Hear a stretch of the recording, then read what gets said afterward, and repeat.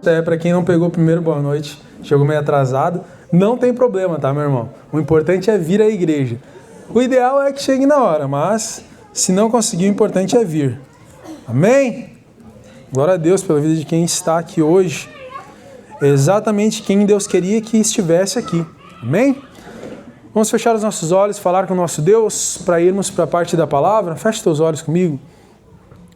Deus, Pai, obrigado, Senhor, por esse momento de louvor, Pai. Obrigado, Senhor, por podermos estar aqui te adorando, Deus, com a música, com os hinos, com as canções, Pai. Erguendo as nossas mãos em adoração a Ti, erguendo a nossa voz, Pai.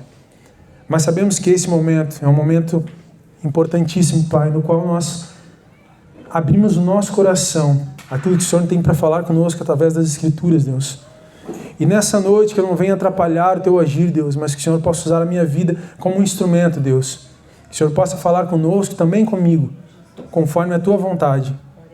E usar o que o Senhor quiser usar aqui nessa noite, para trazer ao nosso coração aquilo que o Senhor tem para mudar e transformar em cada um de nós, Pai. Fique à vontade entre nós, Espírito Santo. Faça a Tua obra conforme a Tua vontade, Deus.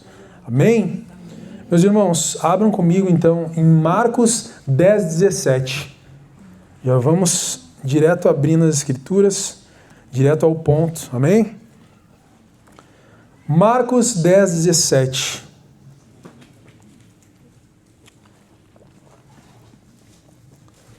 Uma passagem conhecidíssima, com certeza você já ouviu essa passagem, já ouviu palavras, pregações, talvez músicas sobre, mas tenho certeza que as Escrituras, a palavra é viva, amém? Deus, Ele fala conosco. Às vezes Ele fala a mesma coisa, porque a gente é meio cabeça dura e a gente precisa ouvir a mesma coisa, né? Muitas vezes. Vamos ver o que Deus tem para nós essa noite, amém? Marcos 10:17-22, encontrou aí? Eu vou ler com vocês na NAA, tá? Se tiver como mudar aí no telefone, conseguir colocar NAA. Quem está com a Bíblia, se estiver um pouquinho diferente, não tem problema, é a mesma Bíblia, tá, gente? É só a tradução que é diferente. Marcos 10:17-22, versão NAA, diz o seguinte: Pondo-se Jesus a caminho, um homem correu ao seu encontro e, ajoelhando-se diante dele, perguntou-lhe: Bom mestre, que farei para herdar a vida eterna? Jesus respondeu: Por que me chama de bom? Ninguém é bom a não ser um, que é Deus. Você conhece os mandamentos: não mate, não cometa adultério, não furte, não dê falso testemunho, não defraude ninguém, honre o seu pai e a sua mãe. Então o homem respondeu: Mestre, tudo isso tenho observado desde a minha juventude. E Jesus, olhando para ele com amor, disse: Só uma coisa falta a você. Vá, venda tudo que tem, dê o dinheiro aos pobres e você terá um tesouro no céu. Depois venha e siga-me. Ele, porém, contrariado com esta palavra, retirou-se triste, porque era dono de muitas propriedades. Amém?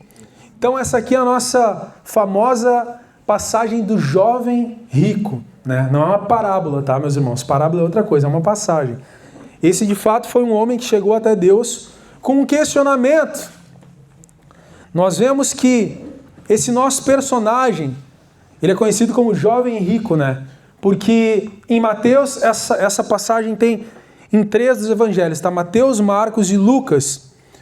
Em Mateus nós vemos Mateus descrevendo esse homem como jovem. Aqui eu acho que talvez não tenha nenhuma vez falando que é um jovem, né? Em Marcos, mas em Mateus fala que esse homem era um jovem. Mateus, Marcos e Lucas fala que ele era rico. Inclusive em Lucas diz que ele era riquíssimo. Não apenas um rico normal, mas um rico premium, né? Ele era riquíssimo, diz em Lucas.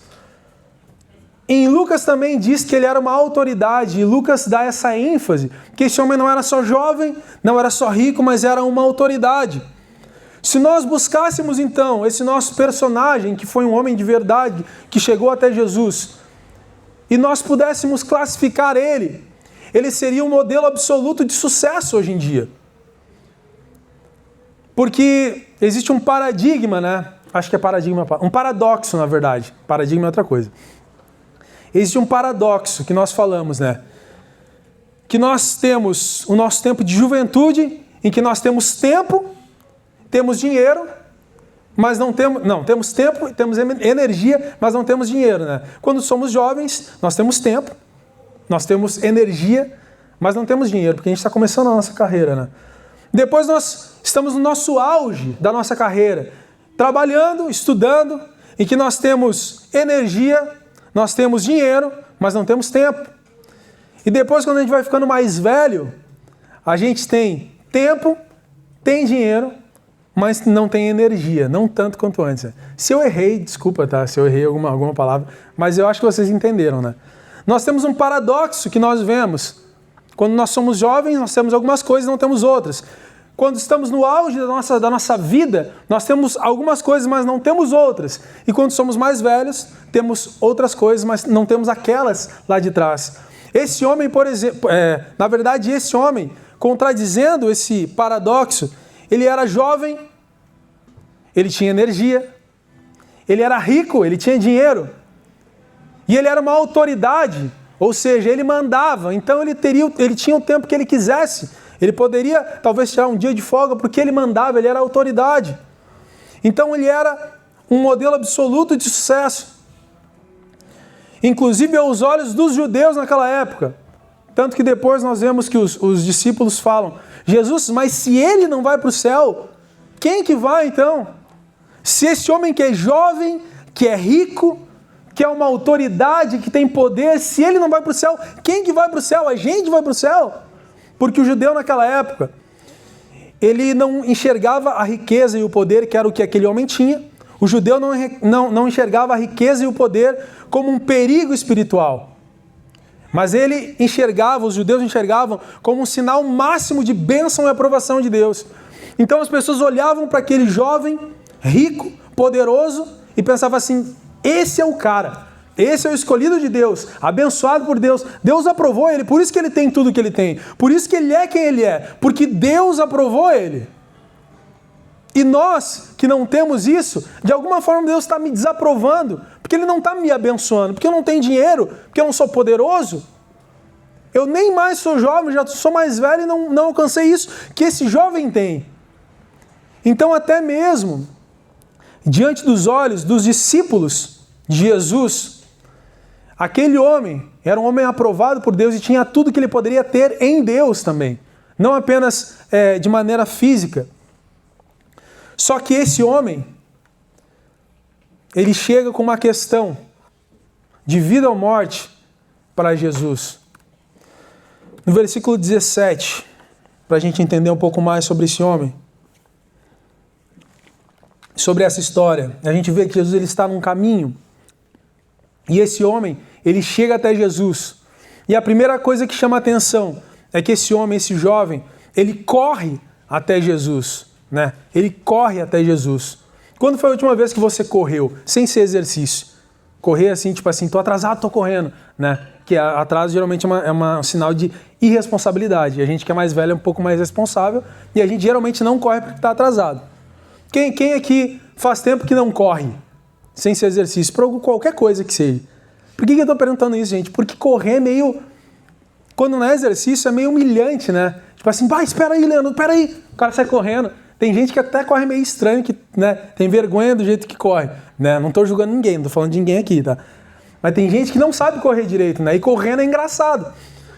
Correr, tá? É uma coisa que os adultos não fazem naturalmente. Criança anda correndo, anda saltitando, né? Já viu criança andando? Eu vou fazer aqui, né? Só pra você. Eles andam assim, ó. Já viu criança andando assim? Cara, criança não anda, é muito difícil. No retiro, quando tá todo mundo feliz, tá, retiro. As crianças estão todas saltitando. Anda só assim, mano. Eles não andam, eles correm, andam saltitando. E o adulto já não, mais posturadinho, né? Esse homem, ele correu até Jesus. Era um jovem rico, poderoso. E correr, de fato, até um rabino, um mestre, ele reconhece Jesus como mestre. Ele era uma autoridade. Ele reconhece Jesus como um mestre itinerante, que não era um mestre local de alguma sinagoga, e um mestre que não tinha posses. E esse homem, ele corre até Jesus, o que é um sinal já de humildade. Ele se apressa a chegar até Jesus, como se ele já estivesse colocando Jesus um nível acima dele. E Jesus estava níveis ilimitados acima dele. Mas o que eles viam era um mestre, alguém que ensinava, ia por vários lugares e não tinha muita coisa fisicamente, de dinheiro, de posses.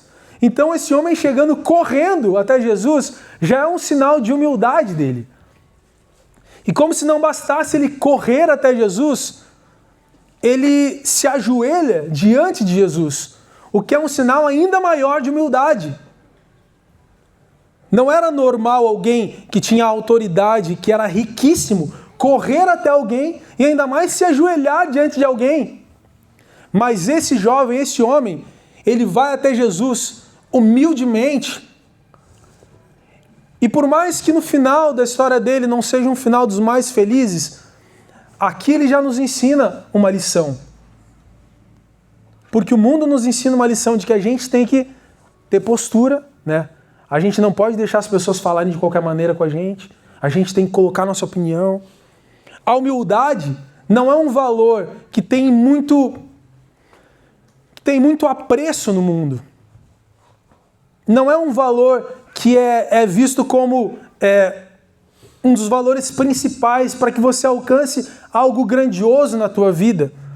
Às vezes até pelo contrário, as pessoas falam que tu tem que agir como se tu já tivesse, como se tu já fosse, para que tu possa acessar aquilo, né? Tem umas histórias assim, né? Mas aquele homem, ele nos ensina uma lição de humildade, já se achegando até Jesus sem falar nada. Jesus, que era o maior de todos porque era Deus, perfeito, crucificado, morto, ressurreto, esse Jesus, o Filho de Deus, o próprio Deus andando entre nós, era humilde. Essa era uma das principais características de Jesus. Se nós somos cristãos, se nós entendemos essa como a nossa fé e Jesus como nosso Salvador, nós precisamos ser humildes. E humildade não é questão de dinheiro ou de posses, porque esse homem, ele era riquíssimo, tinha poder e nos dá já de imediato uma lição de humildade. Ele corre, ele se ajoelha diante de Jesus, ele não tem vergonha disso. Nós temos quarta-feira, o culto de oração, e alguns irmãos se ajoelham e oram. Eu não sei se outros ficariam constrangidos. Às vezes a gente fica constrangido de falar mais alto do lado do irmão, né? Eu canto baixinho para o irmão não ver, né? Eu fico constrangido. Esse jovem, ele não ficou constrangido de se ajoelhar e se entregar diante de Jesus. E isso é uma baita de uma lição até hoje para a gente. Depois, ainda no versículo 17, esse jovem que tinha tudo, aparentemente, ele fala sobre uma coisa com Jesus, que era a única coisa, talvez a única coisa que ele não tinha, e que ele não sabia como conseguir. Imagina alguém muito rico. Quem tem muito dinheiro consegue praticamente tudo. E o que não consegue, dá um jeito. O que não sabe, dá um jeito que alguém saiba para conseguir para ele. Mas esse homem tinha uma coisa que ele não tinha e não sabia como conseguir. E é o que ele almejava naquele momento. Alguns vinham atrás de cura, outros vinham atrás de libertação, outros vinham atrás de ensinamentos. Mas aquele homem vinha atrás de uma coisa. Você pode ver que na Bíblia, na caminhada de Jesus, pouquíssimas vezes você vê alguém chegando até Jesus, querendo isso que esse homem queria. As pessoas geralmente chegavam até Jesus querendo outras coisas, que na verdade são supérfluas perto daquilo que Jesus veio nos entregar, que é exatamente o que aquele homem foi procurar. Ele fala: bom mestre, que farei para herdar a vida eterna? Que farei para herdar a vida eterna? Aquele homem, ele estava atrás de uma coisa. Ele estava atrás da vida eterna. Talvez porque ele já tinha tudo, eu não sei. E poucos iam até Jesus naquela época atrás da vida eterna. Eles iam atrás da cura, atrás de coisas pessoais, quando na verdade Jesus veio justamente para nos dar a vida eterna, que é justamente a resposta daquilo que nós precisamos e que não temos como conseguir. Por mais que tenhamos dinheiro ou poder em algum momento da nossa vida, a nossa vida é finita e tudo o que temos e somos se acabará conosco. E esse problema não tem uma solução. Não inventaram ainda a vida eterna, aquela ideia de cortar a cabeça e congelar lá dos ricos, para depois colocar num corpo e a pessoa ser imortal. Ainda não prosperou até, e acredito que não vai. Mas os ricos estão tentando, não, quero viver para sempre, não, tenho tudo, vou morrer rico, podendo desfrutar de tudo, vou morrer. Não, tem que dar um jeito, gastar todo o meu dinheiro para ver se alguém descobre o elixir da vida para que eu viva eternamente com as minhas riquezas. Não existe solução para esse problema. Todos nós somos finitos, há uma validade. A gente não gosta de pensar sobre isso. A gente gosta de pensar que a gente está vivendo aqui, tem que aproveitar o agora, e é justamente por isso que um dia eu vou morrer, que eu preciso aproveitar o agora da minha vida. Ok, mas isso não me tira esse problema de que somos finitos, que a nossa vida acaba. E é justamente isso que aquele homem foi procurar com Jesus. Aquele homem sabia que existia uma coisa que o dinheiro dele não podia comprar, que o poder dele não podia alcançar, que ele precisava de alguém maior do que ele, que estivesse acima dele. E nota que ele era jovem, já estava pensando que ele ia morrer. Mas ele não era burro, ele era inteligente, senão não seria rico e não seria poderoso. E quem é inteligente entende a vida como a vida é, finita. Só que a partir desse ponto, existe alguns problemas já com o discurso desse homem. A primeira coisa, o primeiro problema é que ele pergunta: bom mestre, que farei para herdar a vida eterna? O que eu posso fazer? Eu posso fazer muito, Jesus. Eu tenho dinheiro, posso fazer muito com esse dinheiro que eu tenho. Eu sou uma autoridade. Tenho pessoas abaixo de mim. Posso fazer coisas nesse sentido também. Eu sou jovem e forte, tenho muita vida pela frente. Eu quebrei o paradoxo, eu tenho energia, eu tenho dinheiro, eu tenho tempo. O que eu faço? Diz para mim, Jesus, o que eu preciso fazer para viver para sempre? E ele chega achando que ele tem tudo o que precisa para ele fazer alguma coisa para herdar a vida eterna. Só que o buraco era muito mais embaixo, é um pouco mais complexo do que ele imaginava. Um dos problemas também, além dele achar que poderia fazer alguma coisa para herdar a vida eterna, é como ele se refere a Jesus. Como que ele chama Jesus? Mestre, Rabi, Jesus, Filho de Deus, como outros já haviam chamado Jesus. Não, ele chama de bom mestre. Bom mestre. E esse bom, antes de mestre, faz toda a diferença. Porque naquela época, os mestres não eram chamados de bons. Aqui, na tradução direta, essa palavra bom é a palavra ágatos, quer dizer de fato bom.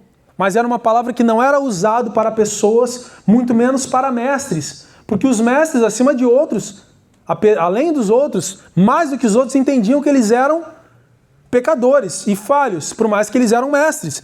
Então jamais poderiam se colocar como bons. E Jesus fala, bom é só um, que é Deus. E de fato, naquela época, essa palavra ágatos, que é bom, era usado só para Deus. O que eu quero dizer com isso, meus irmãos? Ele chegou chamando Jesus de uma palavra que não usavam para os mestres. Ele forçou um elogio. Ele veio com uma bajulação até Jesus. Você entende? Ele não chamou só de rabi, de mestre, mas ele já veio com um elogio educado e exagerado para impressionar Jesus. E também já está errado, porque não há o que nós possamos fazer para impressionar Jesus. Antes dele pensar na palavra bom, ágatos, Jesus já sabia que ele ia falar aquilo. Antes de falarmos o que nós vamos falar, Deus já sabe o que está no nosso coração. Já sabe a palavra que vai sair da nossa boca. Ele sabe tudo sobre nós, então é impossível impressionar Jesus, Deus, com elogios, com palavras bonitas, até porque não é isso que Deus procura, como nós sabemos. Mas ele usa dessa artimanha para tentar impressionar Jesus, para obter a resposta que ele precisava. E Jesus, logo no início da sua resposta, ele já fala, por que me chama de bom? Ninguém é bom, a não ser um que é Deus.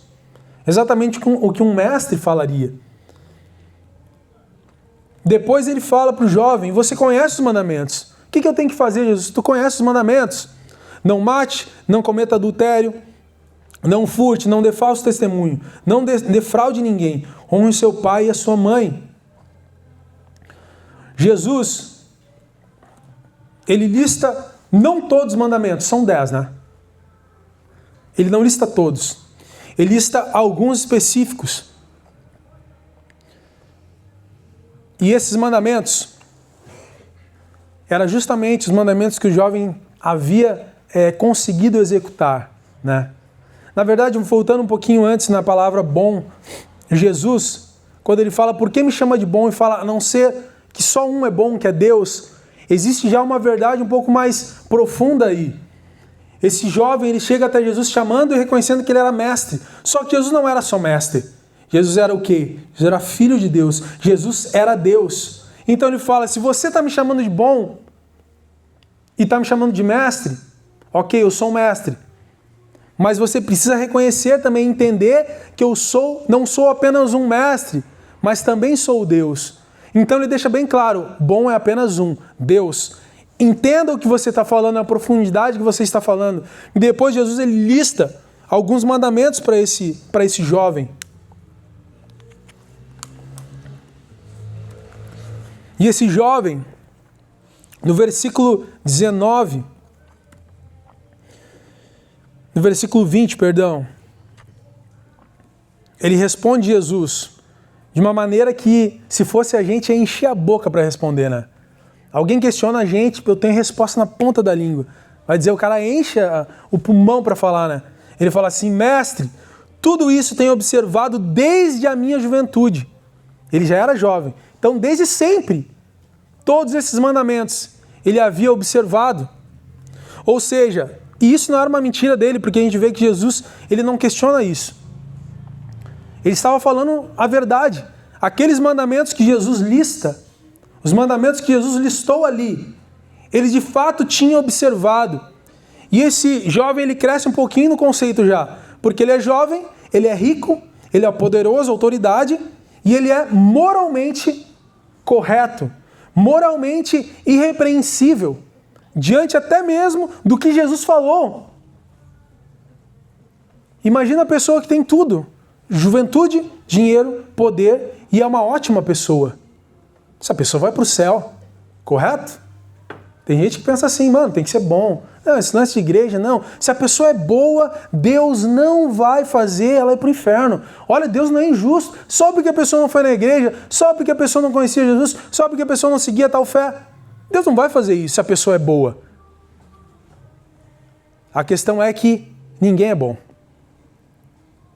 Muitos de nós conseguimos esconder bem as nossas maldades, os nossos pecados, mas todos nós pecamos. Ah, mas tem uma pessoa que é pior, que erra mais que outra. Com certeza. Alguns de nós erramos mais, outros menos. Mas algo que temos em comum é que todos nós erramos em algum momento da nossa vida. E pior ainda do que os nossos erros feitos, são os nossos erros pensados, que a gente não tem nem coragem de fazer, mas tem o desejo.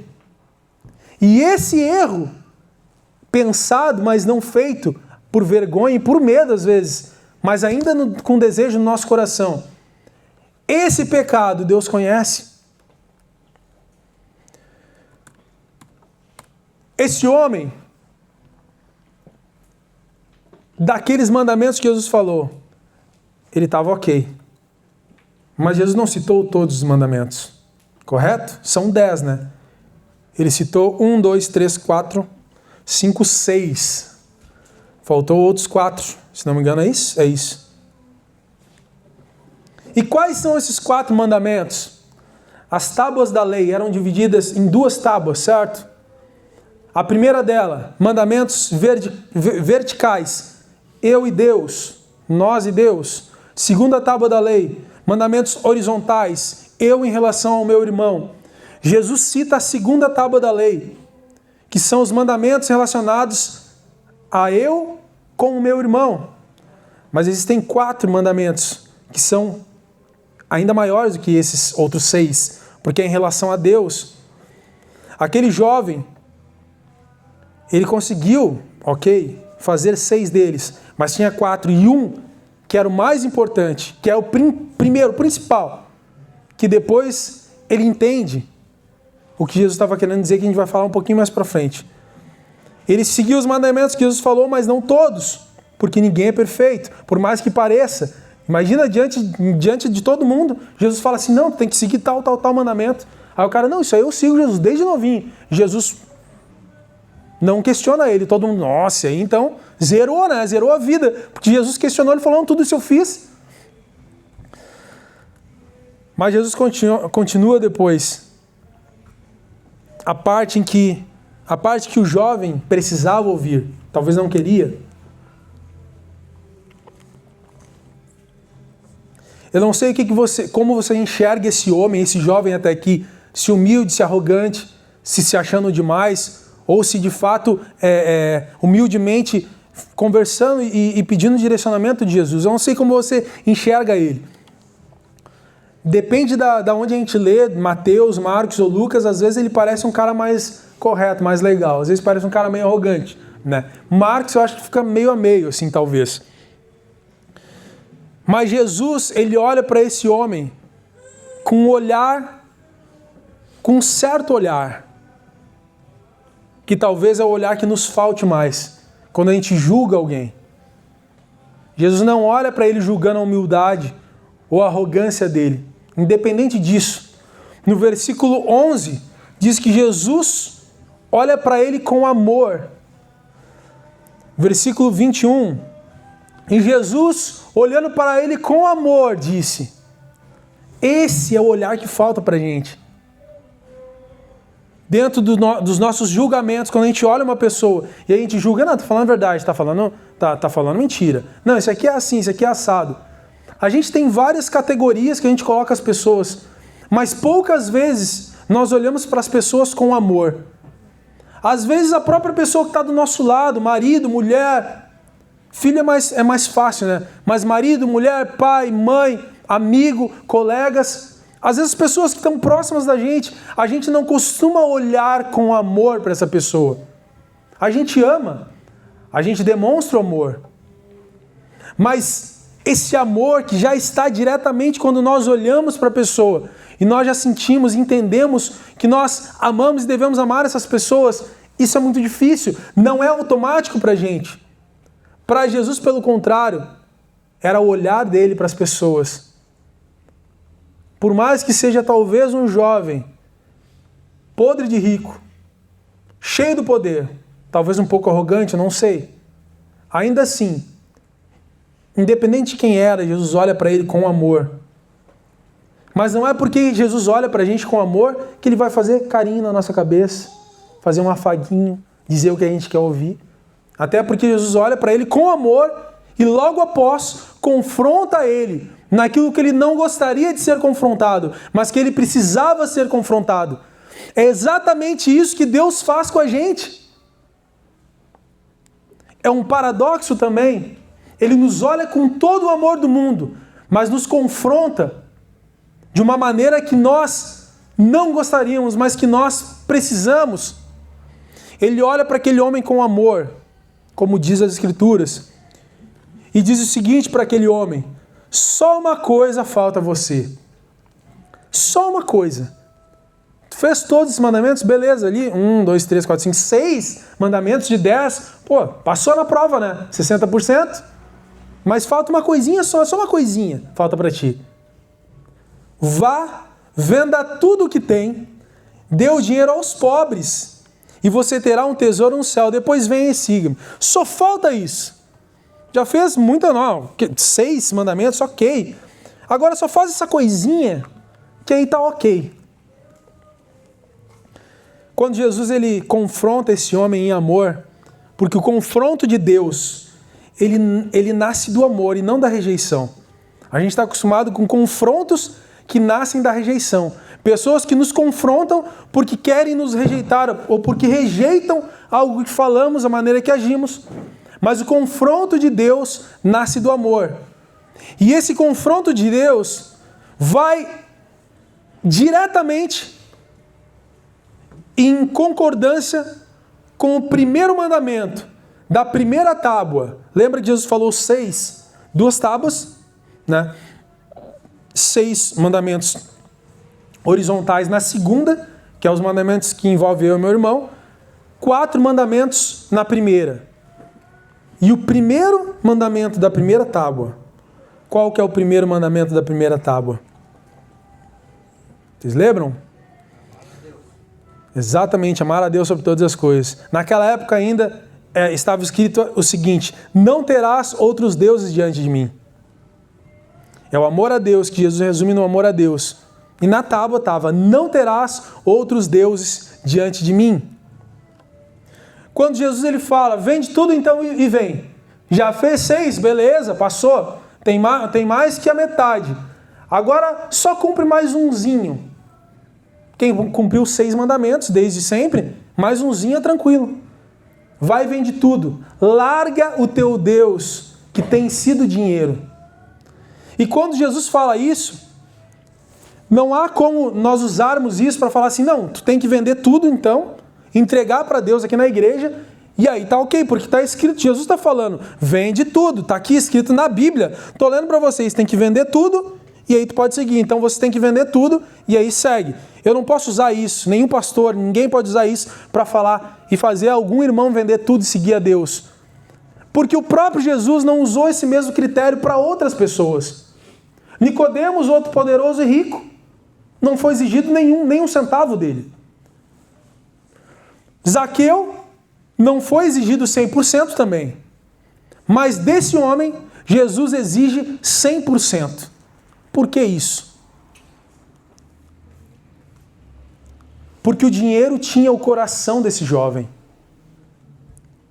As posses, as propriedades, depois no final fala que tinha muitas propriedades, né? O poder, a autoridade, tinha o coração desse jovem. O problema não era o dinheiro, nem a autoridade, nem o poder, mas era onde esse jovem colocava o coração, a esperança dele, a segurança dele estava no dinheiro. E quando a gente fala isso, eu não falo que o teu problema é o dinheiro, que o meu problema é o dinheiro, talvez seja também. Mas muitas vezes o nosso Deus não é o dinheiro, mas é uma pessoa. Às vezes o nosso Deus pode até mesmo ser um pastor, ou alguma figura religiosa, ou pode ser a minha inteligência, porque eu não tenho dinheiro, mas eu sou inteligente. Ou pode ser a minha beleza, porque portas se abrem para mim, porque eu sou bonito. Não é o meu caso, tá? Mas de repente seja o teu caso. Porque portas se abrem para você porque você é bonito, porque você fala bem. Eu falo bem, porque eu canto, porque eu toco, também não estou falando de mim. Porque eu, sei lá, faço meu trabalho muito bem, porque eu sou talentoso. Quando nós colocamos a nossa segurança em algo, esse algo se torna aquele que nos dá segurança. E por consequência é aquele que nos salva. O nosso Salvador. Se eu tenho um problema, cara, eu tenho poupança. Coloquei dinheiro ali no banco, tá rendendo, eu tenho Bitcoin, tenho as ações na bolsa, tenho casa que eu alugo. Tá tranquilo, mano. Agora eu posso ver a minha vida tranquilo. Nunca tive tão tranquilo na minha vida. Isso não é que isso seja um problema, tá, meu irmão? Não sou eu que vou dizer isso, não é o irmão que vai dizer, não é ninguém, senão o próprio Deus. Até porque o próprio Jesus que falou para esse jovem. O que ele não falou para Nicodemos, que tinha muito dinheiro, e que não falou também para Zaqueu, que tinha muito dinheiro, que era cobrador de impostos, inclusive. Que era o cara dos cobradores, não era só um cobrador comum. Mas para esse jovem, Jesus fala isso. E talvez não é isso que Jesus fala para a gente, mas ele sabe o que a gente tem colocado no nosso coração. Onde o lugar era para ser do próprio Jesus e apenas dele. E isso traz um problema gigantesco, meus irmãos, porque aquele jovem tinha tudo, mas ele sabia que faltava algo ainda. Simplesmente porque ele trocou os lugares dentro do coração dele. Ele colocou onde era para estar Deus, porque aquele jovem era um judeu, porque ele seguia os mandamentos, 6 pelo menos. Ele sabia sobre Jesus e sobre Deus, e mesmo assim, ele colocava outra coisa no lugar de Deus em seu coração. E isso dava uma confusão gigantesca, a ponto dele ter tudo, mas ir correndo e se jogar aos pés de um rabi, se ajoelhar, querendo algo que ele sabia que faltava e que não conseguia, e que provavelmente aquilo tirava a paz dele. Senão ele não corria, não se atirava, não se ajoelhava. Aquela questão tirava a paz daquele homem. Talvez como é uma questão que tira a paz de muitos ricos por aí, querem descobrir o segredo da vida eterna. Talvez tirava a paz dessa forma, eu não sei. Mas o que nós sabemos é que ele era jovem, rico, poderoso e ainda assim não tinha paz. A ponto de se humilhar diante de um rabi. Que bom que ele se humilhou diante do mestre dos mestres, o verdadeiro, o Filho de Deus. Mas poderia ter se humilhado na frente... Quem sabe quantos mestres ele já não se ajoelhou, se humilhando, pedindo o segredo da vida eterna. Mas naquele dia, ele se ajoelhou diante do mestre certo, do mestre dos mestres. Só que ele não ouviu o que ele imaginava que ele iria ouvir. Jesus ele fala isso para aquele homem. Falta uma coisa. E quando Jesus fala, falta uma coisa apenas. Jesus fala, cara, era para ser simples. Era para ser simples, não existe comparação. Riquezas, mundo, acaba. Vida eterna, Jesus, seguir. Não há comparação. Não há nada que se equipare ao que Jesus é para a gente. Não há nenhuma paz que se compare à paz que nós temos quando estamos com Ele. Não há nenhum amor nesse mundo que se aproxime do amor de Jesus, nem o amor mais nobre, que é o amor de uma mãe. Não se aproxima do amor de Deus, até porque Deus foi quem inventou esse sistema de pai, mãe, filhos, família. O amor dele abrange tudo isso e é muito maior. Quando Jesus fala, falta só uma coisa, é porque é uma coisa simples a escolha. Só que se a gente colocar na nossa vida dinheiro infinito e todo mundo se ajoelhando diante de mim, eu sou o cara, tocar tudo isso fora para seguir Jesus, você vai falar que sim, obviamente. Não, se tivesse todo o dinheiro do mundo, abria a mão para seguir Jesus. Mas será que a gente, diante dessa escolha, faria isso de fato? Ou será que a gente não ia inventar um jeitinho? Não, mas agora eu vou dizer que não, que eu fico com dinheiro, mais pra frente aí eu me arrependo depois que eu aproveitar essa grana. Ou de repente Deus muda de ideia, eu não preciso vender tudo. Então acho que agora eu vou ficar com dinheiro, com poder. Aí depois eu posso escolher Deus, né? Eu sou muito jovem para a igreja. Não, porque eu tenho muitas coisas para fazer, eu sou muito ocupado. É uma escolha difícil, meus irmãos. Por mais que pra gente, assim, na teoria é fácil. Mas a gente, diante daquela escolha, será? Na verdade, deveria ser simples. E, na verdade, a grande proposta de Jesus nem tinha a ver com dinheiro. Nota que Jesus, ele não fala assim, vende tudo, 6 mandamentos, ok? Agora tu vende tudo e aí tu vai ter a vida eterna. É isso que ele fala? Não é isso que ele fala. Ele não fala que o jovem ia ter vida eterna. Ele fala, depois venha e siga-me. Porque, inclusive, a vida eterna, o final, não é o que nós devemos almejar, mas é quem proporcionou aquele final. Você gostaria de estar no céu sem Deus?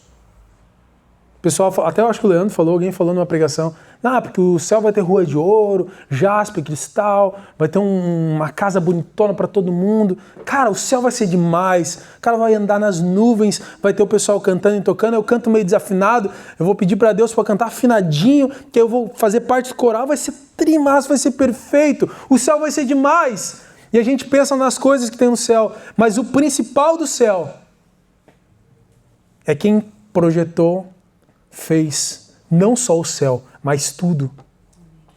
O principal do céu é o próprio Deus, o nosso Criador, o nosso Pai. Jesus traz essa realidade sobre Deus. Deus, Senhor, Criador, mas Pai. Porque Jesus era o Filho. E nós fomos pegos como adoção através de Jesus para ser chamados de filhos também. Jesus ele não fala da vida eterna, vai, vende tudo, 6 mandamentos, ok, vende tudo e aí tu vai ter a vida eterna. Não, porque esse não era o principal. Ele fala, vem, segue-me. porque o principal é andar com Jesus. A nossa vida eterna começa aqui já. Nós já não precisamos ter medo da morte. A nossa mente já não está mais nesse mundo. Eu trabalho para conseguir meu sustento, ok, mas eu sei que existe algo muito maior e superior a isso. E a minha vida eu invisto não apenas naquilo que me dá dinheiro, mas naquilo que promove o reino de Deus. E também ganhando dinheiro, eu promovo o reino de Deus, porque o dinheiro não é o meu Senhor. E aquilo que eu tenho é para a honra e glória de Deus. E eu deixo isso bem claro no meu discurso, na minha vida. É sobre isso Jesus fala, vem, siga-me, porque tem um caminho perfeito para ti, comigo ao meu lado. Tu quer a vida eterna, vai ter, mas isso não é o principal. Me parece uma ótima proposta, meus irmãos. Me parece que não há dúvidas em qual é o melhor. Talvez na pele daquele jovem a gente faria diferente, teria dúvida. Mas na teoria, vamos pensar na teoria. Na teoria parece muito melhor, incomparável andar com Jesus. Sem ter nada, mesmo que seja sem ter nada nesse mundo. Aquele homem, ele considera essa proposta. Ele pensa em tudo que ele tem. Ele se sente contrariado por aquela palavra, como diz no versículo 22. E talvez ele se sentiu contrariado justamente porque ele imaginou que ia ser muito mais fácil. Eu já tenho dinheiro. Cara, sou jovem, tá? Vamos começar lá. Sou jovem. E jovem eu já tenho dinheiro e já tenho poder. Tudo está dando certo na minha vida. Jesus me falou dos mandamentos, eu falei, Jesus, desde sempre.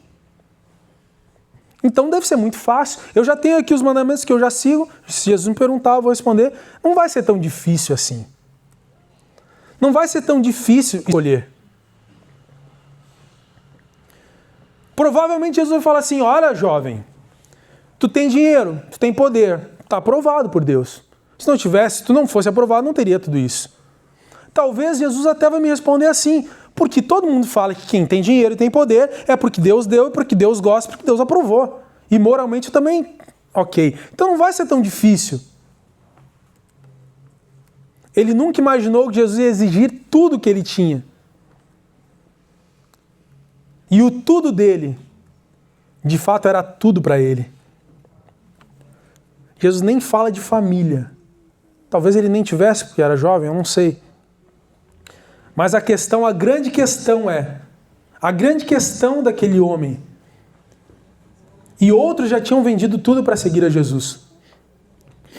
Mas a grande questão daquele homem, que é algo triste na verdade, é que a riqueza era a identidade daquele homem.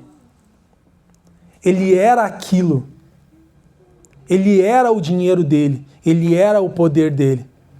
Ele sem dinheiro e sem poder, ele não era ninguém. Ele não se enxergava como alguém. E Jesus falando para que ele vendesse tudo, na verdade está falando, olha, para mim o que vale mais de ti não é o teu dinheiro nem a tua posição, mas é o teu coração. Existe uma identidade, quando eu olho para ti com amor, que não tem a ver com o teu dinheiro e nem com o teu status. Eu olho para ti e enxergo algo muito além do teu dinheiro e do teu poder. Era isso que Jesus estava falando para ele, mas aquele homem não se via, sabe? Não se via sem aquilo. Ele acreditava que ele não era nada e nem ninguém sem dinheiro e sem poder. Isso é muito triste. Porque a gente acaba achando que a gente é o que a gente conquistou. E que a gente é o que a gente tem. E esse é um dos piores maus do mundo. A gente olha para a pessoa e a gente trata ela conforme o que ela é, conforme o que ela alcançou, conforme o que ela tem. Aquele homem, ele queria a vida eterna, mas não queria o dono. Naquele momento, aquele homem estava escolhendo a morte. Ele veio pedindo a vida eterna. Jesus falou que ele poderia fazer para ter a vida eterna. Mas ele saiu escolhendo a morte. Ele não saiu escolhendo dinheiro e poder. Ele saiu escolhendo a morte. Logo depois dessa passagem, eu não vou ler o resto, tá? Mas se alguém conseguir uma água para mim? Logo depois dessa passagem, eu esqueci do nosso combinado, que era... No próximo a gente tinha combinado de levantar a mão assim para saberem aqui. Desculpa, tá? Eu sou bem esquecido mesmo. Mas depois dessa passagem, depois dessa passagem do jovem rico, a gente vê Jesus lamentando que seja tão difícil quem tem dinheiro, riquezas, entrar no reino dos céus. No final ele fala que nada é impossível para Deus, né? Porque aí os discípulos falam, tá, mas se quem é rico, quem tem dinheiro, quem tem poder, não vai para o reino dos céus, quem é que vai entrar então, Jesus? Os caras estão sendo abençoados e eles não vão entrar. Eu que sou um miserável pescador, só me ferrei e vou entrar no reino dos céus, sendo que Deus não me abençoa. Eles tinham essa mentalidade, né? E Jesus lamenta. Ele quebra a ideia deles, né, de que o rico que é o aprovado por Deus.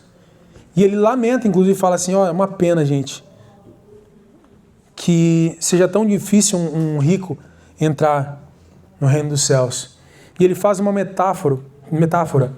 Ele fala que é mais fácil um camelo passar pelo fundo de uma agulha do que um rico entrar no reino dos céus. Aí tem gente que fala assim, não, porque o camelo era uma corda, porque a tradução o camelo era tal, e o fundo da agulha era uma passagem que tinha, não sei, tem gente que faz essa interpretação, mas a verdade é que isso não tem base, tá? O que é mais aceito é que de fato Jesus estava falando de um camelo, aquele com as duas corcovas lá, né? E de o fundo de uma agulha mesmo. Por quê? Porque Jesus, falando assim, ele estava comunicando com as pessoas. Porque naquela época o camelo era o maior animal terrestre comum da época, das redondezas, né? O maior animal que eles tinham costume de ver terrestre era o camelo, então era o maior animal. E o fundo da agulha era o menor buraquinho que as pessoas lidavam no dia a dia naquela época. Então era a maior coisa passando na menor coisa que eles conheciam, que eles tinham costume de lidar, né? Ou seja, é impossível.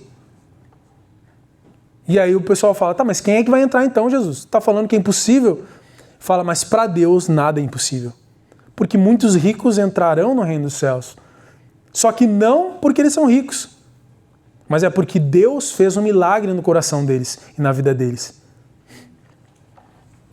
E aí eu te pergunto, como é que a gente passa um camelo no fundo de uma agulha? Como? Quem é bom em lógica aí? Se a gente pudesse fazer tudo, como que a gente faz?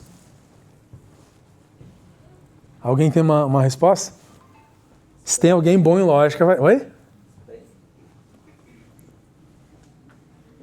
Espreme, né? Vai ser difícil espremer aquele camelãozão, né? A gente reduz ele a quase nada. Assim que a gente passa um camelo no fundo de uma agulha. E é assim que a gente entra no reino dos céus. Sendo reduzido a quase nada.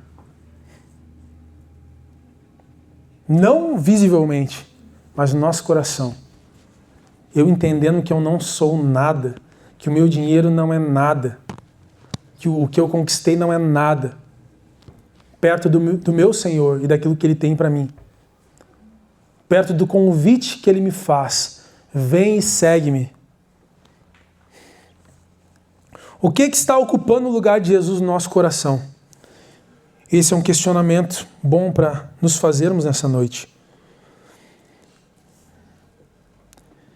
E outra situação triste daquele homem. Para a gente já encerrar, tá, gente? Outra situação triste daquele homem é que ele chega correndo entusiasmado, acreditando que ele ia alcançar uma resposta que ele não tinha. E ele sai daquele lugar triste com a própria escolha. Ele escolheu. Ele decidiu. E ele sai triste com aquela escolha que ele mesmo fez. No 17 diz, pondo-se Jesus a caminho, um homem correu ao seu encontro e ajoelhou-se diante dele. Perguntou-lhe, olha o entusiasmo, a vontade, a energia daquele homem chegando diante de Jesus. E olha como que ele sai. No 22, ele porém, contrariado com essa palavra, retirou-se triste, porque era dono de muitas propriedades. Aquele homem chega entusiasmado diante de Jesus. E ele vai embora triste. Não porque Jesus não tenha oferecido um caminho perfeito para ele e um ótimo negócio, o melhor da vida dele, mas triste com a escolha dele. E essa é uma escolha. E eu não sei se esse homem não se arrependeu e depois encontrou Jesus de novo e teve uma linda jornada com Jesus, mas naquele momento ele saiu dali daquela forma, porque ele escolheu outra coisa que não era Jesus. Porque o próprio Jesus falou com ele, deu uma proposta para ele, e ele contrariou aquilo que Jesus falou para ele. Esses somos nós, muitas vezes.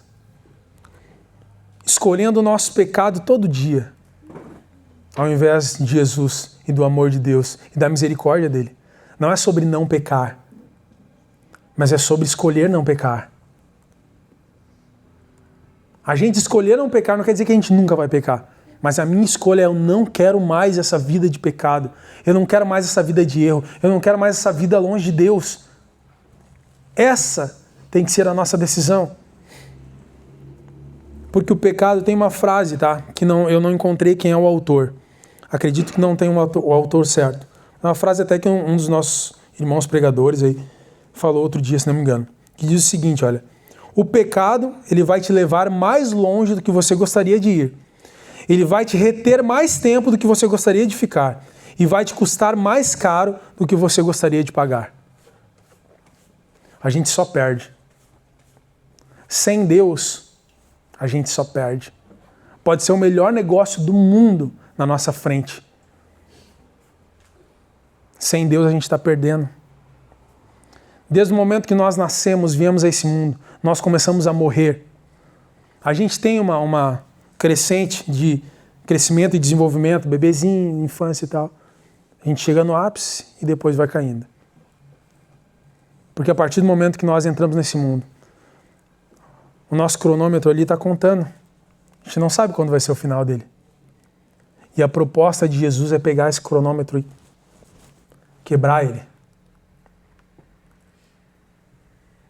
Não porque a gente vai ser eterno, nossa, agora sim, vida eterna. Mas olhando para aquele que fez isso, nos chamando para andar com ele.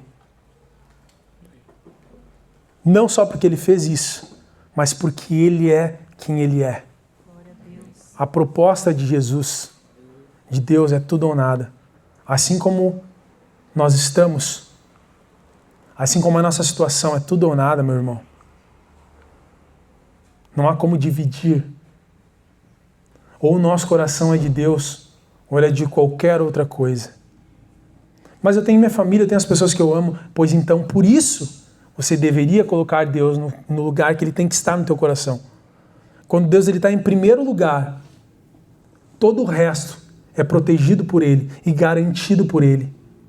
Se nós colocamos qualquer outra coisa em primeiro lugar, nenhuma outra coisa ou pessoa vai nos garantir o resto.